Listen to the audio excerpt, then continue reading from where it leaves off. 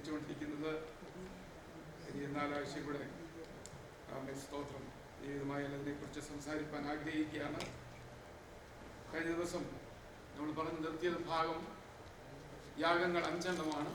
ഹോമയാഗം, ഭോജനയാഗം, സമാധാനയാഗം, പാപയാഗം, അകൃത്യയാഗം. അതിൻ്റെ ഓർഡർ തന്നെ നമ്മളതിനെക്കുറിച്ചാണ് കഴിഞ്ഞ ആഴ്ച ചിന്തിച്ചത്. ഹോമയാഗം ദൈവകർത്താവായ യേശു ക്രിസ്തു ഭൂമിയിലോട്ട് വരുന്ന, അല്ലെങ്കിൽ മനുഷ്യനായി അവതരിച്ച് തന്നെ പൂർണ്ണമായി സമർപ്പിക്കുന്ന ദൈവം ഭൂമിയിലോട്ട് ഇറങ്ങി വരുന്ന ആദ്യത്തെ സ്റ്റെപ്പ് മുകളിലാണ് ഹോമയാഗം.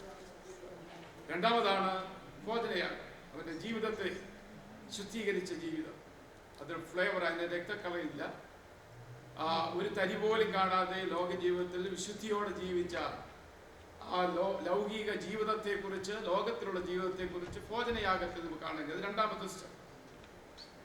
അത് മുകളിൽ നിന്ന് വരുമ്പോൾ ഹോമയാഗം, 2 ജീവിതം, അത് മൂന്നാമത്തത് സമാധാനയാഗം. സകലത്തെയും ഇരുപക്ഷത്തെയും ഒന്നാക്കി തീർക്കുന്ന സമാധാനയാഗം.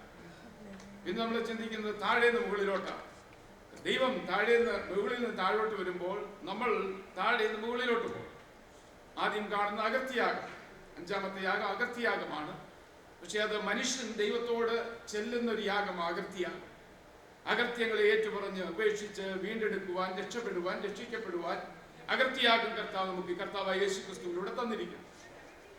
അത് കഴിഞ്ഞിട്ടാണ് പാപയാഗം. അകൃത്യയാഗം പ്രാപിച്ച, അല്ലെങ്കിൽ വീണ്ടെടുപ്പ് പ്രാപിച്ച ദൈവമക്കൾ, ലേവ്യ പുസ്തകം വളരെ ശക്തമായിട്ട് ഉപദേശിക്കുന്നത് ഈ പുസ്തകം വീണ്ടെടുക്കപ്പെട്ട ദൈവജനത്തിന് വേണ്ടിയാണ്.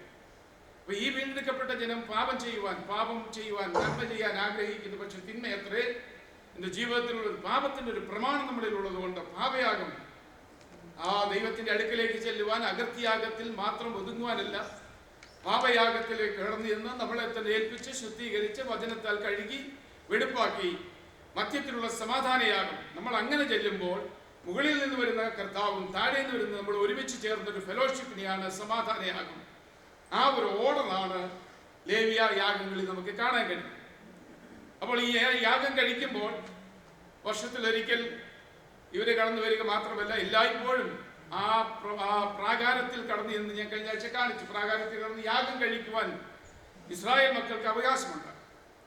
അവർക്ക് വിശുദ്ധ സ്ഥലത്തേക്ക് പ്രവേശിക്കാനോ യാഗം കഴിക്കാൻ പുരോഹിതന്മാർ അവിടെ ഉണ്ട്. പക്ഷെ അവരുടെ സഹായത്താൽ, ശുശ്രൂഷ ചെയ്യുന്ന സഹായത്താൽ അവർ കൊണ്ടുവരുന്ന മാടുകളൊക്കെ അവിടെ യാഗമർപ്പിച്ചിട്ട്, ഫ്ലവേഴ്സ്, പൊടികളൊക്കെ യാഗമർപ്പിച്ച്, ചെയ്ത പാപങ്ങൾക്ക് അനുസരണമായി യാഗമർപ്പിച്ച്, തന്നെ ഏൽപ്പിച്ചു കൊടുക്കുന്ന അകൃത്യാഗം സമർപ്പിച്ച് അവർ ദൈവത്തെ ആരാധിക്കുക.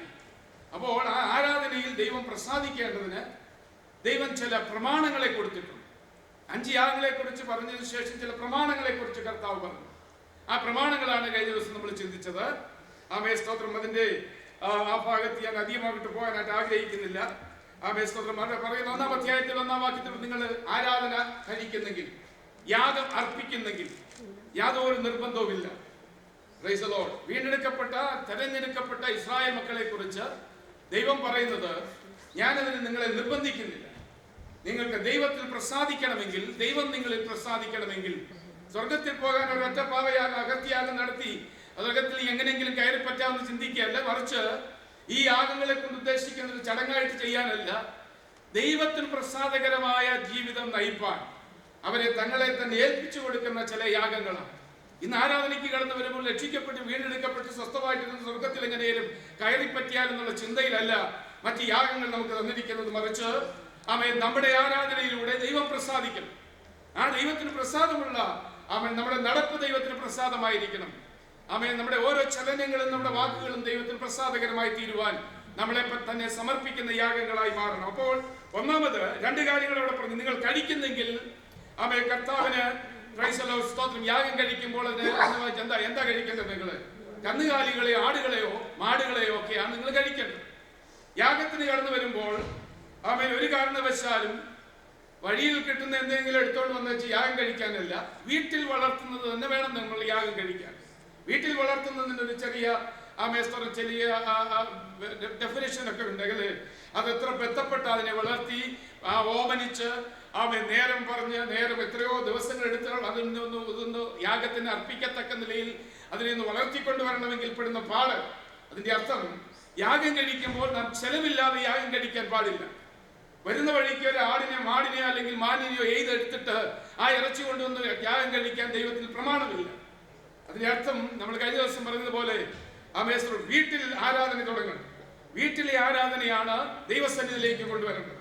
വീട്ടിലെ ആരാധന കന്നുകാലികളെയും ആടുകളെയും ഒക്കെ പ്രതിദാനം ചെയ്യുന്നത് അതിനെ വളർത്ത് സമയമെടുത്ത് ഒരുക്കി പ്രിപ്പയർ ചെയ്ത് ആലയത്തിൽ കൊണ്ടുവരണം. അതിന്റെ അർത്ഥം ദൈവത്തെ ആരാധിക്കാൻ കടന്നു വരുമ്പോൾ സ്തോത്രം അവിടെ ഇരിക്കുന്ന തട്ടിലിരിക്കുന്ന വേദോസ്തം എടുത്തോണ്ട് ഓടി വരാനില്ല, മറിച്ച് വചനം ധ്യാനിച്ച് പ്രാർത്ഥിച്ച് സമയമെടുത്ത് അതിനെ ഓമനിച്ച് ആ സൗന്ദര്യം ഏറ്റെടുത്ത് ആ സൗരഭ്യം ഏറ്റെടുത്ത് ആ യാഗവുമായിട്ട് വേണം ആലയത്തിലേക്ക് കടന്നു വരാൻ. അവിടെ ആ ദൈവം പ്രസാദിക്കുന്നത്. അതുകൊണ്ടാണ് കർത്താവ് പറഞ്ഞത്, എന്തുകൊണ്ട് വന്നേച്ച് നിങ്ങൾ ദൈവത്തെ ആരാധിക്കണ്ട, ആരാധന കഴിക്കുന്നെങ്കിൽ ഊനമില്ലാത്ത ആടുകളെയും കൊണ്ട് മാടുകളെയും കൊണ്ട് വീട്ടിൽ വളർത്തുന്ന വീട്ടിൽ കഴിച്ച് ആരാധനയാണ് നിങ്ങൾ കൊണ്ടുവരേണ്ടത്.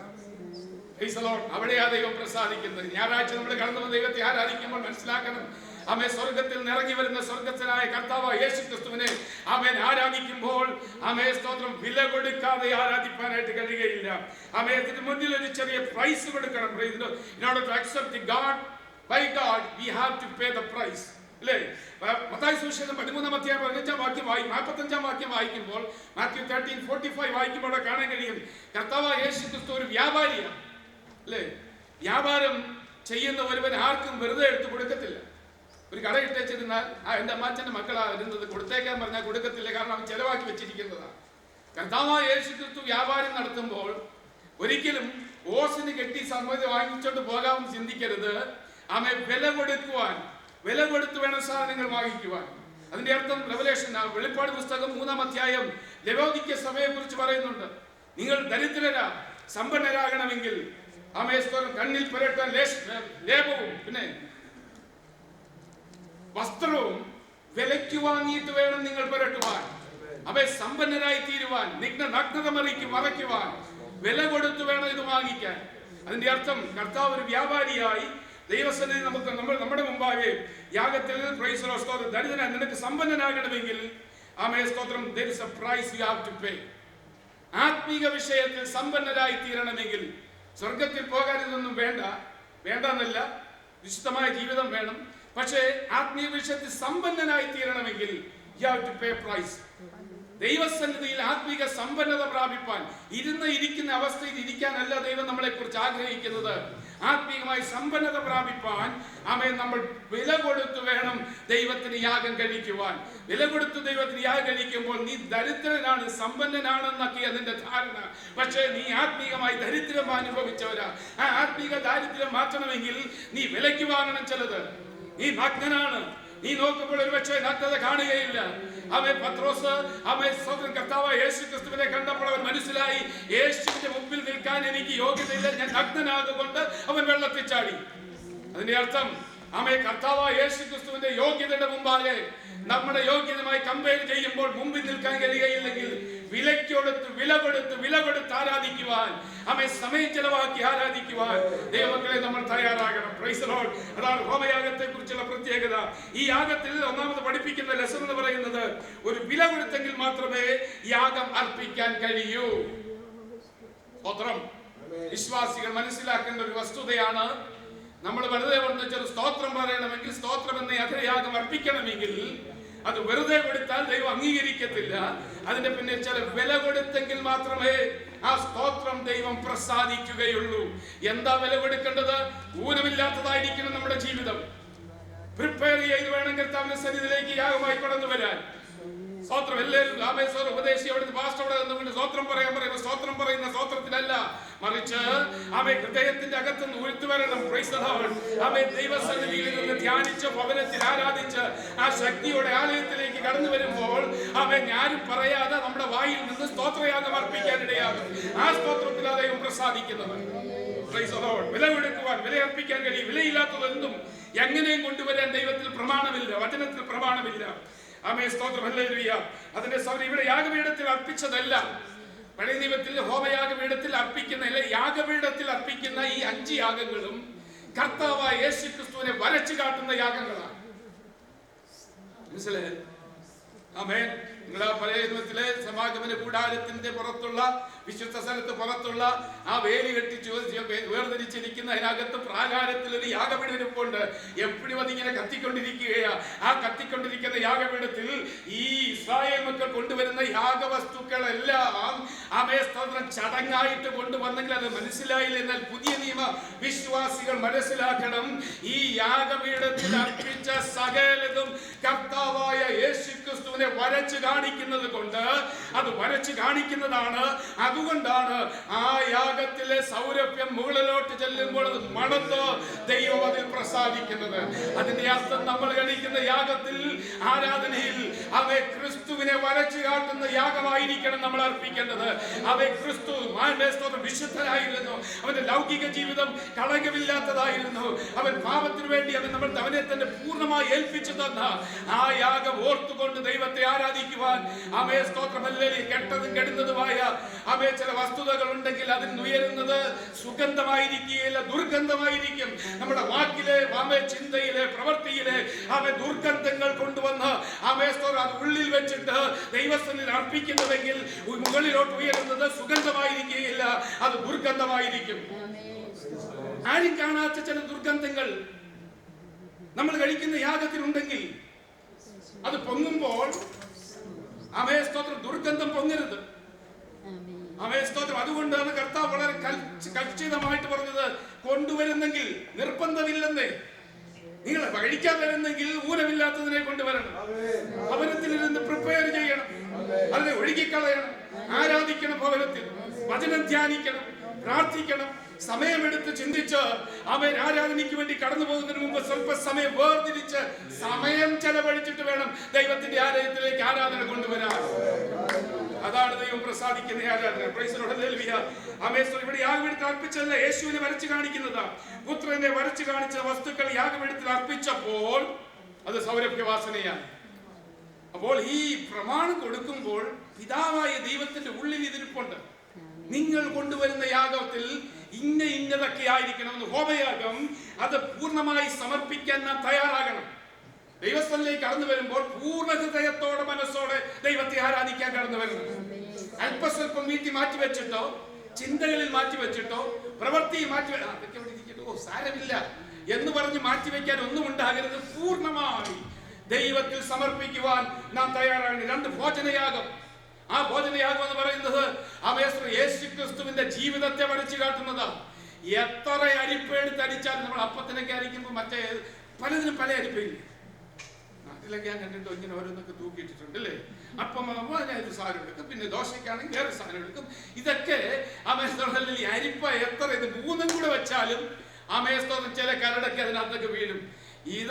ഇതൊരു കരട് പോലും ഇല്ല. ലോക ജീവിതം അവിടെ ഭോജനയാഗത്തിൽ ഞാൻ പറഞ്ഞു, രക്തക്കറ ഇല്ല, ഫ്ലവേഴ്സ് അല്ലെങ്കിൽ പൊടി മാത്രമേ ഉള്ളൂ.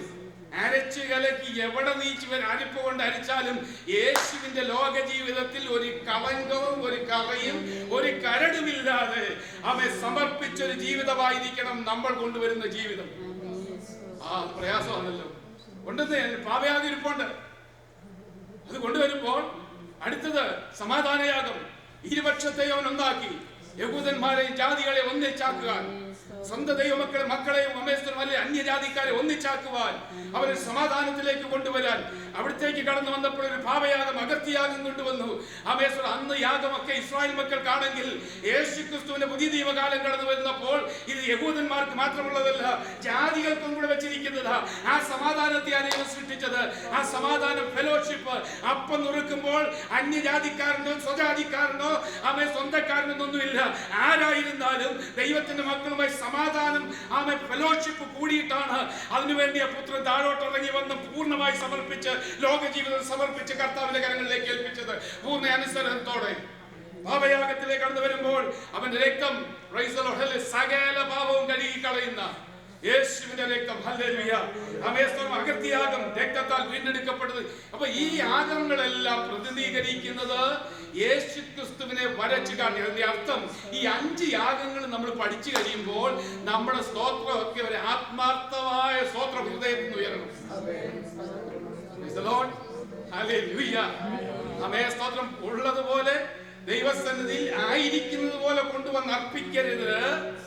ആമേൻ, സ്തോത്രം, ഹല്ലേലൂയ. നമുക്ക് വേണ്ടി സമാധാനം അരുളി തന്ന, ആർക്കും വേണ്ടാതിരുന്ന, ചേറ്റുകുഴിയിലായിരുന്ന നമ്മുടെ പാരമ്പര്യമൊക്കെ ചിലപ്പോൾ പറയുന്നുണ്ടായിരിക്കും, പുറകോട്ട് പാരമ്പര്യമൊക്കെ നോക്കിക്കഴിഞ്ഞാൽ ആരും യോഗ്യതയുള്ളവരൊന്നുമല്ല.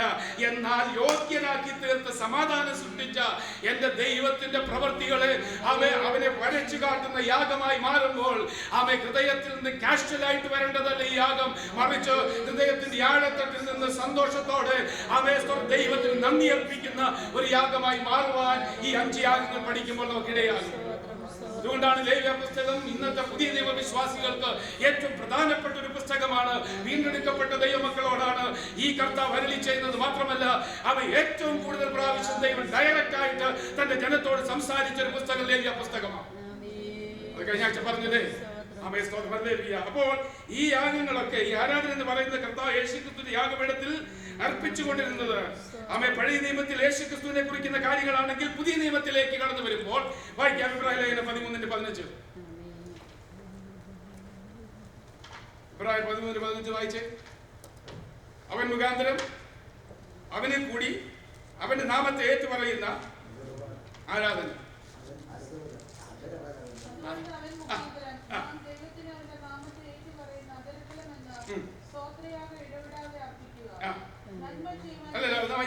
അവൻ മുഖാന്തരം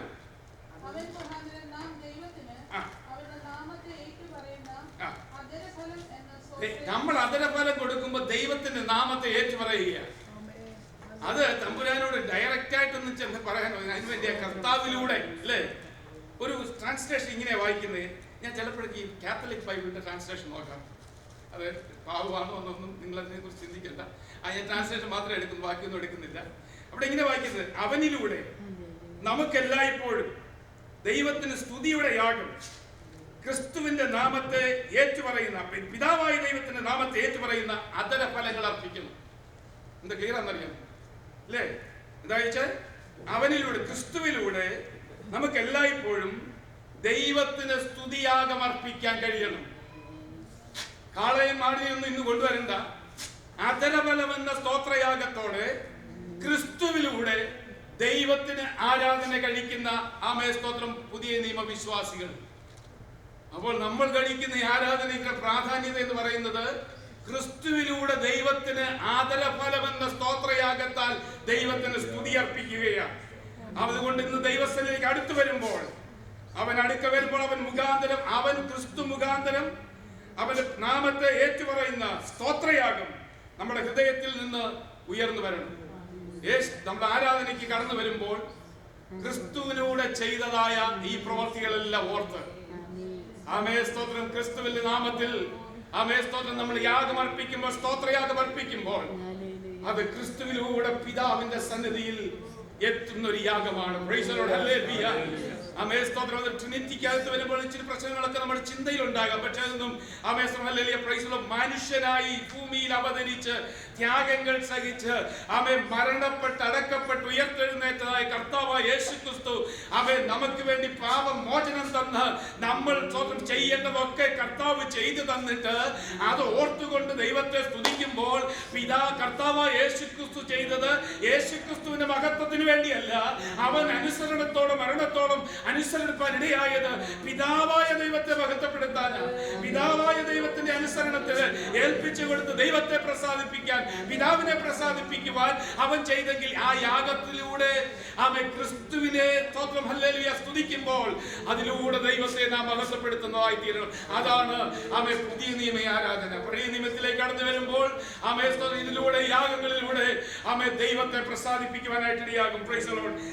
ഹല്ലേലൂയ. നമുക്ക് കാണുവാൻ കഴിയുന്നത് വെളിപ്പാട് പുസ്തകം 4-5 അധ്യായമൊക്കെ പഠിച്ചു കഴിഞ്ഞാൽ ആരാധന വിഷയം, പ്രധാനപ്പെട്ട ആരാധന വിഷയം എന്ന് പറയുന്നത് അറുക്കപ്പെട്ട കുഞ്ഞാണ്. ആരാധനയുടെ കേന്ദ്രം അറുക്കപ്പെട്ട കുഞ്ഞാണ്. 4-5 അധ്യായം വീട്ടിൽ പോയി വായിച്ചു നോക്കണം. പ്രധാന ആരാധന വിഷയം അറുക്കപ്പെട്ട ദൈവത്തിന്റെ കുഞ്ഞാട്. അറുക്കപ്പെട്ട കുഞ്ഞാട്. പ്രൈസ് 5 യാഗങ്ങൾ പഠിച്ചു കഴിയുമ്പോൾ നമുക്ക് പറയുന്ന പോലെ സ്തോത്രയാഗം വളരെ ആത്മാർത്ഥതയോടുകൂടെ ദൈവത്തിന് സ്തോത്രം പറയാൻ കഴിയും. കാരണം ഇതിന്റെ സകല വസ്തുതകളും അവനെ വരച്ചു കാട്ടുന്നതാണ്.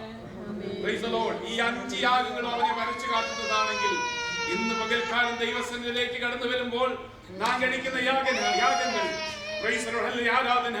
കർത്താവായ യേശു ക്രിസ്തു ചെയ്ത പ്രവർത്തികളെ വരച്ചു കാട്ടി, അവന്റെ വിശുദ്ധിയെ വരച്ചു കാട്ടി, ആമേൻ, നമ്മളെ തന്നെ ദൈവത്തിൽ ഏൽപ്പിച്ചു കൊടുത്ത് യാഗമർപ്പിക്കുമ്പോൾ, സ്തോത്രം ചെയ്യുമ്പോൾ അതിൽ പ്രസാദിക്കുന്ന ഒരു ദൈവമുണ്ട്. പിതാവായ ദൈവം അതിൽ പ്രസാദിക്കുക. Praise the lord. ആമേൻ, സ്തോത്രം. അവനാണ് സ്വർഗ്ഗത്തിലെ ആരാധന വിഷയം. പഴയ നിയമത്തിൽ അവനാണ്. യഹൂദന്മാർക്ക് അത് മനസ്സിലായില്ല. അതാ പ്രശ്നം വന്നേ. പഴയ നിയമത്തിൽ ആമേൻ, സ്തോത്രം, ഹല്ലേലൂയ, പിതാവായ ദൈവമാണ്, കർത്താവായ യേശു ക്രിസ്തുവായിരുന്നു ആരാധന വിഷയം. അത് ഈ യഹൂദന്മാർക്ക് മനസ്സിലായില്ല. ആമേൻ, സ്തോത്രം. വരുന്ന അവന്റെ പുത്രന്റെ നന്മയാണെന്ന് യഹൂദന്മാർക്ക് മനസ്സിലാകാഞ്ഞത് കൊണ്ടാണ് അവരാരെ ക്രൂശിച്ചത്? യേശുവിനെ ക്രൂശിക്കാൻ ഇടയായത്. എന്നാൽ ഭാഗ്യവശാൽ ആമേൻ, ആ മർമ്മം നമുക്ക് വേണ്ടി വെളിപ്പെടുത്തി തന്ന്, ആമേൻ, സ്തോത്രം, ദൈവത്തിന്റെ മക്കളായി തീരുവാൻ, ക്രിസ്തുവിലൂടെ ദൈവത്തിന്റെ മക്കളായി തീരുവാൻ, ക്രിസ്തുവിലൂടെ ദൈവത്തെ മഹത്വപ്പെടുത്തുവാൻ അവൻ വരച്ചു കാട്ടിയിരിക്കുന്ന യാഗങ്ങൾ, അല്ലെങ്കിൽ അവന്റെ യാഗങ്ങൾ, അവന്റെ പ്രവർത്തികളെ വർണ്ണിച്ച് ദൈവത്തെ സ്തുതിക്കുവാൻ ഇന്ന് പകൽക്കാലം ഇടയാകുന്നുവെങ്കിൽ യേശു ക്രിസ്തുവിനെ പ്രസാദിപ്പിക്കാനല്ല, മറിച്ച് അവനിലൂടെ തന്റെ പിതാവിനെ പ്രസാദിപ്പിക്കുവാൻ. അതാണ് കർത്താവായ യേശു ക്രിസ്തു ആഗ്രഹിച്ചത്. Price the Lord. പുത്രനെ അർപ്പിക്കുന്ന ആരാധന, ദൈവത്തിന് സ്വീകാര്യമായ ആരാധന. ആമേൻ, ദൈവത്തിന് സ്വീകാര്യമായ ആരാധനയും പുത്രനെ ആരാധിക്കുന്നതാണ്. അല്ലേ? ആമേൻ. എന്റെ പുത്രനെ ആരാധിക്കുന്നതാണ് ദൈവത്തിന് സ്വീകാര്യമായ യാഗം. എങ്ങനെ പുത്രനെ ആരാധിക്കുന്നേ? അവൻ ചെയ്ത ഈ പ്രവർത്തികൾ വരച്ചു കാട്ടിയിരിക്കുക കർത്താവായ യേശു ക്രിസ്തുവിന്റെ യാഗത്തിൽ. ആമേൻ. സന്തോഷത്തോടെ ആദരവെന്ന സ്തോത്രം അർപ്പിക്കുവാൻ. ആമേൻ. സങ്കീർത്തനം 22:3 പറയുന്നു, ഇസ്രായേലിന്റെ സ്തുതികളിൽ മേൽ വസിക്കുന്ന ദൈവം. കണ്ടോ? Price the Lord. ഇത് യഹൂദന്മാർക്ക് അറിഞ്ഞില്ല. ഇസ്രായേലിന്റെ സ്തുതികളിൽ മേൽ വസിക്കുന്ന ഇസ്രായേലിന്റെ ദൈവം. Price the lord. ആമേൻ, സ്തോത്രം, ഹല്ലേലൂയ. പ്രൈസ്. എവിടെയാ ദൈവം വസിക്കുന്നത്? സ്തുതികളുടെ നടുവിൽ. Price the Lord. അപ്പോൾ ദൈവത്തിന്റെ സാന്നിധ്യം ഇറങ്ങി വരണമെങ്കിൽ ഈ യാഗവുമായിട്ട് ഇങ്ങോട്ട് കടന്നു വന്ന് വേണ്ടുന്നതുപോലെ ദൈവം കൽപ്പിച്ചതനുസരിച്ച്, ആമേൻ, സ്തോത്രം, ഒരുക്കത്തോടെ, ഊനമില്ലാതെ ദൈവസ്ഥലിൽ കടന്നു അധരമെന്ന സ്തോത്രയാഗം അർപ്പിക്കുമ്പോൾ, ആമേൻ, സ്തോത്രം, ആ സ്തുതിയിൽ, ആമേൻ, ക്രിസ്തുവിലൂടെ നാം പ്രാപിച്ച രക്ഷയെ ക്രിസ്തുവിനെ വർണ്ണിച്ച് സ്തുതിക്കുമ്പോൾ, ആമേൻ, സ്തോത്രം, അത് പ്രസാദിക്കുന്ന ഒരു ദൈവമുണ്ട്. കാരണം ദൈവം പുത്രനിലൂടെ പ്രസാദിക്കുകയുള്ളൂ. അങ്ങനെയെങ്കിൽ നാം കഴിക്കുന്ന സ്തുതിയും സ്തോത്രവും ദൈവത്തിന് പ്രസാദകരമായി നമ്മുടെ മധ്യത്തിലേക്ക് അവൻ ഇറങ്ങി വരുവാനിടയാകും. Praise the lord. ആമേൻ, സ്തോത്രം. അവന്റെ ഹൃദയത്തിൽ നിന്നും, ആമേൻ, ദൈവം വീണ്ടെടുക്കപ്പെട്ടവരുടെ മധ്യത്തിൽ വസിക്കുന്ന ദൈവമാണ്. ഹല്ലേലൂയ. ആമേൻ, സ്തോത്രം. അവന്റെ വഴിയിൽ നിന്ന് നന്ദിയോടെ സ്തുതികൾ ഉയരുന്നെങ്കിൽ സ്വർഗത്തിലെ വിഷൻ എന്താ? സ്വർഗത്തിലെ വിഷൻ എല്ലാം പഴയവരുടെ വെളിപ്പാട് പുസ്തകത്തിലുണ്ട്. സ്വർഗത്തിൽ എന്താണ് കാഴ്ചപ്പാട്? ദൈവത്തോടെ വസിക്കുന്ന ആളുകളുടെ സ്തുതികളുടെ മധ്യത്തിൽ, അല്ലേ? പിന്നെ കിരൂബുകളുടെ മധ്യത്തിൽ, പിന്നെ ജീവികളുടെ മധ്യത്തിൽ, ദൂതന്മാരുടെ മധ്യത്തിൽ വസിക്കുന്ന ദൈവം. അതാ സ്വർഗത്തിലെ കാഴ്ചപ്പാട്. സ്വർഗത്തിൽ ചെല്ലുമ്പോൾ ഈ എല്ലാവരും സ്തോത്രം, കിരീടങ്ങളൊക്കെ താഴെ ഇട്ടിട്ട് കെരൂബുകളുടെ മധ്യത്തിൽ സ്തുതിക്കുന്ന, സ്തുതിയുടെ മധ്യത്തിൽ വസിക്കുന്ന ഒരു ദൈവത്തെ നമുക്ക് കാണാൻ കഴിയും. എന്നാൽ പുതിയ നിയമവിശ്വാസികളാണെന്ന് നമുക്ക് മനസ്സിലാക്കേണ്ട വസ്തുത, എബ്രായ ലേഖനം വസിക്കുന്ന പുതിയ നിയമത്തിൽ കാണുന്ന ദൈവജനങ്ങളുടെ മധ്യത്തിൽ, വീണ്ടെടുക്കപ്പെട്ടവരുടെ സ്തുതിയുടെ മധ്യത്തിൽ വസിക്കുന്ന ദൈവം. സ്വർഗത്തിൽ കെരൂബുകളുടെയും ജീവികളുടെയും ദൂതന്മാരുടെയും ആളുകളുടെ സ്തുതിയുടെയും മധ്യത്തിൽ കിരീടം താഴെയിട്ടച്ച് സ്തുതിക്കുന്ന ഒരു അനുഭവം ഉണ്ടാകും. എന്നാൽ ഇപ്പോഴും ആ സ്തുതി നടന്നുകൊണ്ടിരിക്കുകയാ. എന്നാൽ അത് പുതിയ നിയമത്തിൽ വിശ്വാസികളാണ് നമ്മുടെ മധ്യത്തിൽ വീണ്ടെടുക്കപ്പെട്ട ദൈവമക്കളുടെ സ്തുതികളിൽ മേൽ വസിക്കുന്നവൻ. ആമേൻ, സ്തോത്രം. ചാരിറ്റിയിൽ വസിക്കുന്നവനല്ല. ശരീരം കൊണ്ട് ദൈവസന്നിധിയിൽ കടന്നു വന്നതിൽ വസിക്കുന്നവനല്ല. നമ്മുടെ ഹൃദയത്തിൽ നിന്ന് നന്ദിയോട് ഉയരുന്ന സ്തോത്രത്തിലും സ്തുതിയിലും വസിക്കുന്ന ഒരു ദൈവം തമ്പുരാൻ. ആമേൻ. അതാണ് പുതിയ നിയമത്തിലെ ആമേൻ വിശുദ്ധ ആരാധന എന്ന് പറയുന്നത്. Price the Lord. പ്രിയപ്പെട്ടവരെ, അവൻ പറഞ്ഞു, ആമേൻ, സ്തോത്രമല്ലേ, ഞാൻ നിന്റെ സന്നിധിയിലേക്ക് കടന്നു വന്ന് അത് ചെയ്യാൻ ആഗ്രഹിക്കും. എബ്രായ ലേഖനം പുസ്തകം 14:2 വായിച്ചേ. ഹോശേയ പുസ്തകം 14:2. ഹോശേയ 14:2.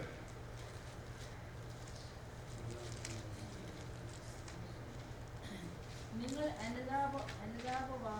വാക്യങ്ങളോടുകൂടി യഹോവയുടെ അടുക്കൽ മടങ്ങിച്ചെന്ന് അവനോട്, സകല അകൃത്യത്തെ ക്ഷമിച്ച് ഞങ്ങളെ കൃപയോടെ കൈക്കൊള്ളണമേ, എന്നാൽ ഞങ്ങൾ ഞങ്ങളുടെ അതിരാർപ്പണമായ കാളുകളെ അർപ്പിക്കും. അപ്പൊ ഈ അതിരത്തിന്റെ വരുന്ന സ്തോത്രമൊക്കെ എന്താ? ആളുകളും ആടുകളുമാണ്. അമ്മേ, എന്തോ ഒരു ഭാഗ്യമല്ലേ. അമ്മേ സ്തോത്രം. ഏകദേശം ഒരു വർഷം 20 ലക്ഷം കുഞ്ഞാടുകളെയാണ് ഒരു പെസഹായിക്ക് അടക്കുന്നത് ഇസ്രായേലിൽ. എന്തുമാത്രം വേദനയോടെയാണ് ഇത് കാണുന്നല്ലേ. ഒരു ചെലവുമില്ലാതെ സ്തോത്രം സ്തോത്രം ജീവന്മാരെ കണ്ടിട്ട് ആ സ്തോത്രത്തിൽ അവർ ജയം എടുക്കുന്നു. സ്തോത്രത്തിൽ അവർ ജയം എടുക്കുന്നു. 5 മണിക്ക് എഴുന്നേറ്റ് നോക്കിയാൽ തൊട്ടപ്പുറത്ത് CPM ഉണ്ട്. അവിടെ നോക്കുമ്പോൾ അവിടുത്തെ വേണ്ട സ്വോത്രം സ്വോത്രം. അപ്പൊ നമ്മളിങ്ങനെ കളിയാ സ്വോത്രം ഇല്ലെന്നേ. അവരുടെ ഹൃദയം ദൈവം ഉണ്ടല്ലോ. ദൈവം വിധിച്ചോട്ടെ. ആമേ ഹല്ലേലൂയ. അവർക്കൊന്നിനും ഒരു കുറവുമില്ല. ആ സ്തോത്രത്തിലാ ദൈവം വസിക്കുന്നു. അതാ നമ്മൾ ഇന്ന് ആഗ്രഹിക്കുന്നത്. Amen hallelujah. ഈ സ്തോത്രയാഗത്തിനകത്താ വസിക്കുന്നത്. ഞാൻ പലപ്പോഴും പല വിഷയങ്ങളും ദൈവത്തിന് അർപ്പിക്കും. വിഷയമൊന്നും പറയാറില്ല. കർത്താവേ സ്തോത്രം പറഞ്ഞ് ലക്ഷക്കണക്കിന് ഒന്ന് എണ്ണി നോക്കിയാൽ മതി. 1 മിനിറ്റിൽ എത്ര സ്തോത്രം പറയാം, 1 മണിക്കൂറിൽ എത്ര സ്തോത്രം പറയാം എന്ന് നോക്കിയാൽ ഏകദേശം 1 മണിക്കൂറിൽ നമുക്ക് ലക്ഷക്കണക്കിന് ആയിരക്കണക്കിന് സ്തോത്രങ്ങൾ ദൈവത്തിന് അർപ്പിക്കാം. പക്ഷെ ആ സ്തോത്രം എവിടുന്ന് വരണം? ഹൃദയത്തിനകത്ത് നിന്ന് വരണം. പ്രൈസ്. കാളകളെ അർപ്പിക്കുന്നതിന് പകരമായി ദൈവത്തിന് യാഗം അർപ്പിക്കുവാൻ ആമേൻ സ്തോത്രം ഹല്ലേലൂയ. അത് ഊനമില്ലാത്തതായിരിക്കണം. Praise the lord. സ്തോത്രം ഹല്ലേലൂയ. വിശുദ്ധമായിരിക്കണം, ചെലവാക്കിയതായിരിക്കണം, വീട്ടിൽ വളർത്തിയതായിരിക്കണം. ഇതൊക്കെ ഒരു പ്രമാണത്തോടു കൂടി ദൈവത്തെ ആരാധിപ്പാൻ. ഇപ്പോൾ ഹോമയാഗത്തെ കുറിച്ച് 1-ാം അധ്യായം ലേവ്യ പുസ്തകം 1-ാം അധ്യായം 9-ാമത്തെ വാക്യം വായിക്കാമോ? ലേവ്യ പുസ്തകം 1-ാം അധ്യായം 9-ാം വാക്യം. അതിന്റെ കുടലും കാലും അവൻ വെള്ളത്തിൽ കഴുകണം. പുരോഹിതൻ സകല യാഗപീഠത്തിന്മേൽ ഹോമയാഗമായി ദഹിപ്പിക്കണം. 13-ാമത്തെ വാക്യം. കുടലും കാലും അവൻ വെള്ളത്തിൽ കഴുകണം. പുരോഹിതൻ സകലവും കൊണ്ടുവന്ന ഹോമയാഗത്തിന് സകലതും ഒന്നും അതിനകത്ത് മാറ്റി വയ്ക്കാനില്ല. ഹോമയാഗത്തിൽ സകലം സർവാംഗ ഹോമയാഗം എന്നാണ് പറയുന്നത്.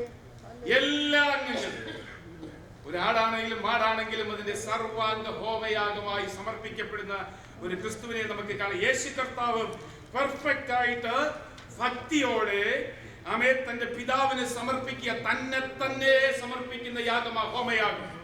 മറന്നു പോകരുത് ദൈവങ്ങളെ. നമ്മളും ആമേസ്തോർ ഏതെങ്കിലും അവയവങ്ങൾ മാറ്റിവെച്ച് ആമേസ്തോർ ആ ചിന്ത അവിടെ ഇരിക്കട്ടെ, അത് അല്പസമയം കഴിഞ്ഞെടുക്കാമെന്ന് പറഞ്ഞൊരു ഭാഗം മാറ്റിവെച്ചേച്ച് ഹോമയാഗത്തിന് വേണ്ടി യാഗം അർപ്പിക്കാൻ കടന്നു വരരുത്. ആ കാള എന്ന് അതരയാഗം അർപ്പിക്കുമ്പോൾ അവൻ ആ കാള സകലതും ദൈവത്തിന് അർപ്പിക്കത്തക്ക നിലയിലുള്ള ഒരു സമർപ്പണം, ഒരു ഒരുക്കം നമ്മുടെ ജീവിതത്തിൽ ഉണ്ടാകണം. എന്തുമാത്രം വിലയാകും അല്ലേ? ആമേ. മറ്റുള്ളവർ സ്വോത്രം പറയുന്നവർ പോകുന്നെന്ന് പറഞ്ഞ് കളിയാക്കുമ്പോഴും നമുക്കതിനകത്ത് നിന്നയല്ല വരച്ച് ഒരു അഹങ്കാരമാ പറഞ്ഞോടാ എന്ന് പറയത്തക്ക നിലയിൽ നമ്മളെ ദൈവത്തിന് സ്തുതി അർപ്പിക്കുന്നവരാക്കി കാണുന്ന ഒരു ഭാഗമാണ് സർവാംഗ ജീവിതത്തിൽ. കർത്താവായ യേശുക്രിസ്തുവിന്റെ ജീവിതത്തിൽ മരണത്തിലും പിതാവിനോടുള്ള അനുസരണത്തിൽ സമ്പൂർണമായി സമർപ്പിച്ച യാഗം. ചില ഭാഗങ്ങളൊക്കെ ചിലതൊക്കെ മാറ്റിവെക്കാൻ പറയുന്നു. എന്നാൽ ഇവിടെ ആമേ പിതാവിന്റെ അടുക്കൽ നിന്ന് താഴോട്ട് ഇറങ്ങി വരുമ്പോൾ ഒന്നും നിനക്ക് മാറ്റിവെക്കാൻ കഴിയും. നീ സമ്പൂർണമായി എനിക്ക് സമർപ്പിക്കണം. ദൈവം പിതാവ് ആഗ്രഹിക്കുന്നതാണ്. Price the lord. സ്തോത്രം. അതാണല്ലോ ആമേ ക്രൂശിലോട്ട് കടന്നു ചെന്നപ്പോൾ കർത്താവേ പിതാവേ കഴിയുമെങ്കിൽ. ഇല്ലടാ ആമേ സ്തോത്രം. എല്ലാത്തിനും നീ മുഖം തിരിച്ച് എന്നോട് മറുപടി പറയുകയായിരുന്നെങ്കിൽ ഈ വേദനാ സമയത്ത് നീ മുഖം തിരിച്ചത് മറ്റൊന്നിനുമല്ല. അവൻ നീ എന്നെ പ്രസാദിപ്പിക്കാനാ, എനിക്ക് വേണ്ടി പ്രസാദം അനുഭവിപ്പാനാ നീ താഴോട്ട് വിട്ടത്. അത് പ്രസാദിക്കുക മാത്രമല്ല, താഴെ നിന്നൊരു കൂട്ടം കയറി വരുന്നുകൊണ്ട് ഈ ഇടയ്ക്കുള്ള സമാധാനത്തിന് വേണ്ടിയാ നിന്നെ ഇറക്കി വിട്ടിരിക്കുന്നതെന്ന് പറഞ്ഞ് മുഖം തിരിച്ചൊരു പിതാവുണ്ട്. അതാ ശബരിമല 41 വായിക്കുന്നത്. അവന്റെ അകത്യങ്ങൾ കൊണ്ടല്ല, നമ്മുടെ പാപങ്ങൾ ഏറ്റുപറയുവാൻ നമ്മുടെ രക്തത്തിനായി അവൻ ഏറ്റുകൊണ്ട യാഗം. Price the lord. സ്തോത്രം. ഹല്ലേലൂയ. ആശയം അതാണ് ദൈവമക്കളെ. ആ പിതാവിനെ പ്രസാദിപ്പിക്കുക എന്നായിരുന്നു. മരണത്തോട് ഒന്നും ശേഷിപ്പിക്കാതെ യേശുക്രിസ്തു പ്രസാദിപ്പിക്കുവാൻ യാഗപീഠത്തിൽ വിട്ടുകൊടുത്ത തന്റെ പുത്രൻ ഹോമയാഗമായി മാറി. Price the Lord. അപ്പോൾ ഹോമയാഗത്തിന്റെ മഹത്വത്തെ കുറിച്ചാണ് 1-ാം അധ്യായത്തിൽ ലേവ്യ പുസ്തകം 1-ാം അധ്യായത്തിൽ നാം വായിക്കുന്നത്. ആമേൻ. സ്തോത്രം. കോട്ട് ചെയ്തിട്ടുണ്ട്. ആമേൻ. ആ വാക്യം വായിക്കുമ്പോൾ സ്തോത്രം. ഈ 2 വാക്യങ്ങൾ വായിച്ച് ഞാൻ അവസാനിപ്പിക്കാൻ പോവുക. സങ്കീർത്തനം 40-7 വായിച്ചേ. സങ്കീർത്തനം 40-7 ഒരാള് എബ്രായ ലേഖനം 10-7 മുതൽ 9 വരെ. അപ്പോൾ ഞാൻ പറഞ്ഞു വരുന്നു, എഴുതിയിരിക്കുന്നു, ദൈവമേ എന്റെ ഇഷ്ടം നിന്റെ ഇഷ്ടം ചെയ്യുവാൻ ഞാൻ മതി. നിന്റെ ഇഷ്ടം ചെയ്യാൻ ഞാൻ പ്രിയ. ദാവീദ് പറയുക, നിന്റെ ഇഷ്ടം ചെയ്യാൻ പിതാവേ പുസ്തകത്തിലുള്ള ഒരു എഴുതിയവൻ വരുന്നു. നിന്റെ ഇഷ്ടം ചെയ്യുവാൻ എനിക്ക് വളരെ delighted to do your will. ഞാൻ നിന്റെ ഇഷ്ടം ചെയ്യാൻ പ്രിയപ്പെടുകയാണ്. ദാവീദ് ഇനി എത്ര ശ്രമിച്ചാലും ചെയ്യാൻ പറ്റുന്നില്ല. വായിച്ചേ എബ്രായ ലേഖനം 10 മുതൽ 9 വരെ വാക്യങ്ങൾ. 9 വാക്യം വായിച്ചേ. എബ്രായ ലേഖനം 10 7 മുതൽ 9 വരെ. അപ്പോൾ ഞാൻ പറഞ്ഞു, ഇതാ ഞാൻ വരുന്നു, പുസ്തകത്തിൽ എന്നെക്കുറിച്ച് എഴുതിയിരിക്കുന്നു. അടുത്ത അത് തന്നെ കോട്ട് ചെയ്തിരിക്കുക. വായിച്ചു. ദൈവമേ, നിന്റെ ഇഷ്ടം ചെയ്യുവാൻ ഞാൻ വരുന്നു എന്നാണ് പറയുന്നു. നിന്റെ ഇഷ്ടം ചെയ്യാൻ പ്രിയപ്പെടുന്നെന്ന് പറയാനല്ല ക്രിസ്തു കർത്താവ് പറഞ്ഞത്, യേശു കർത്താവ് പറഞ്ഞത്, നിന്റെ ഇഷ്ടം ചെയ്യാൻ ഞാൻ വരുന്നു. പുസ്തക ചുരുളിൽ എഴുതിയവൻ ഇതാ വരിക. എന്തിനറിയാമോ? പിതാവിന്റെ ഇഷ്ടം ചെയ്യാൻ. ദൈവമക്കളെ, നമ്മൾ എത്ര തലകുറിച്ച് പറഞ്ഞാലും ഈ ദൈവത്തിന്റെ ഇഷ്ടം ചെയ്യാൻ നമ്മളെ കൊണ്ട് കഴിയുക. ദാവീദ് പറയാൻ, ഞാൻ ഇഷ്ടം ചെയ്യാൻ പ്രിയപ്പെടുന്നു. അതിൽ നമുക്ക് പ്രിയപ്പെടാം, പക്ഷെ ചെയ്യണമെങ്കിൽ യേശു വരണം. അവൻ വന്നു, സർവാംഗമായി, ഹോമയാഗമായി, സർവ്വ അവയവങ്ങളും പൂർണ്ണമായി ഭക്തിയോടെ ദൈവസന്നിധി സമർപ്പിച്ച് ഹല്ലേലൂയ, കർത്താവിന് മാത്രമേ അത് ചെയ്യാൻ കഴിയൂ. നാം ഒക്കെ ദാവീദിന്റെ കൂടെ നിന്നുകൊണ്ട് പ്രിയപ്പെടാനായിട്ട് കഴിയും. എന്നാൽ നമുക്കത് ചെയ്യാൻ കഴിയുകയില്ല. ഹോമയാഗം പഠിച്ചു കഴിയുമ്പോൾ മനസ്സിലാക്കും, ഞാൻ ദൈവത്തെ അല്ലെങ്കിൽ പിതാവിനെ പ്രസാദിപ്പിക്കേണ്ടതിന് പകരം എനിക്ക് വേണ്ടി അവൻ പിതാവിനെ പ്രസാദിപ്പിച്ചു. നമുക്ക് ആ പിതാവായ ദൈവത്തെ പ്രസാദിപ്പിക്കാനായിട്ട് കഴിയുകയില്ല. ഇഷ്ടം ചെയ്യാൻ പറ്റും, ഇഷ്ടപ്പെടാം, പക്ഷേ അത് പൂർണ്ണമായി പ്രസാദിപ്പിക്കുവാൻ പുത്രനായ ക്രിസ്തുവിനെ കഴിയുകയുള്ളൂ. അതുകൊണ്ട് ആ പുത്രനായ ക്രിസ്തുവിലൂടെ നമുക്ക് ആ പിതാവിനെ മഹത്വപ്പെടുത്താനായിട്ട് കഴിയും. ക്രിസ്തുവിനെ പ്രിയപ്പെടുന്നതിലൂടെ നമുക്ക് പിതാവായ ദൈവത്തെ മഹത്വപ്പെടുത്താൻ കഴിയും. ക്രിസ്തുവിനെ പ്രിയപ്പെട്ട് അർപ്പിക്കുന്ന യാഗത്തിലൂടെ പിതാവായ ദൈവത്തിനെ പ്രസാദിപ്പിക്കാൻ കഴിയും. എന്ന് പറയുമ്പോൾ ഞാൻ എന്റെ വാക്കുകളെ ഇവിടെ സംഹരിക്കുക. Price the lord. സ്തോത്രം. ആമേൻ. സ്തോത്രം. അതുകൊണ്ട് മാത്രം അവൻ വൃത്തിയാകുന്നില്ല. ആമേൻ. നരകത്തിൽ നിന്ന് എങ്ങനെയെങ്കിലും വീണ്ടെടുത്ത് പാപയാഗം മാത്രം മതിയായിരുന്നു. ഞാൻ പറഞ്ഞു, അതുകൊണ്ട് മാത്രം അവൻ തൃപ്തിയാകുന്ന പാപത്തിന് പരിഹാരത്തിന് മാത്രമല്ല അവൻ മരിച്ചത്. പിന്നെയോ അവന്റെ ഓരോ ചുവടിലും ഈ പാപയാഗം, താഴെ കിടക്കുന്ന അകത്തിയാകവും പാപയാഗവും ചെയ്തിരുന്നെങ്കിൽ മതിയായിരുന്നു. ഹോമയാഗത്തിന്റെ ആവശ്യമൊന്നും ഇല്ലായിരുന്നില്ലേ? അതൊക്കെ ചെയ്തിരുന്നെങ്കിൽ പാപത്തിന് രക്ഷപ്പെടാമായിരുന്നു. പക്ഷേ കർത്താവ് ആഗ്രഹിച്ച ഓരോ ചുവടിലും, ഓരോ വാക്കിലും, ഓരോ പ്രവൃത്തിയിലും, ഞാൻ എവിടെയായിരുന്നാലും, ഏത് ലോകത്തിന്റെ മായാലോകത്തായിരുന്നാലും, ഓരോ ചുവടിലും എന്റെ ദൈവത്തെ പ്രസാദിപ്പിക്കുവാൻ ഞാനിത് ചെയ്യാൻ വരുന്നു. അങ്ങനെയെങ്കിൽ അങ്ങനെ ചെയ്ത ദൈവത്തെ പ്രസാദിപ്പിക്കുവാൻ, ഓരോ ചുവടിലും ദൈവത്തെ നമുക്ക് പ്രസാദിപ്പിക്കുവാൻ, ഓരോ വാക്കിലും ഓരോ ജീവിതത്തിലും ദൈവത്തെ പ്രസാദിപ്പിക്കുവാൻ നമുക്ക് ചെയ്യാൻ കഴിയുന്നത് ആദരമെന്ന കാളയെ, സ്തോത്രയാഗത്തെ നമുക്ക് ദൈവത്തിന് ഭക്തിയോടെ, വിശുദ്ധിയോടെ, ഒരുക്കത്തോടെ ആമേൻ സ്തോത്രം ഇന്ന് പകൽക്കാലം ആരാധിക്കുന്നുവെങ്കിൽ ഇതിന്റെ മധ്യത്തിൽ ഇറങ്ങി വരുന്നൊരു പിതാവുണ്ട്.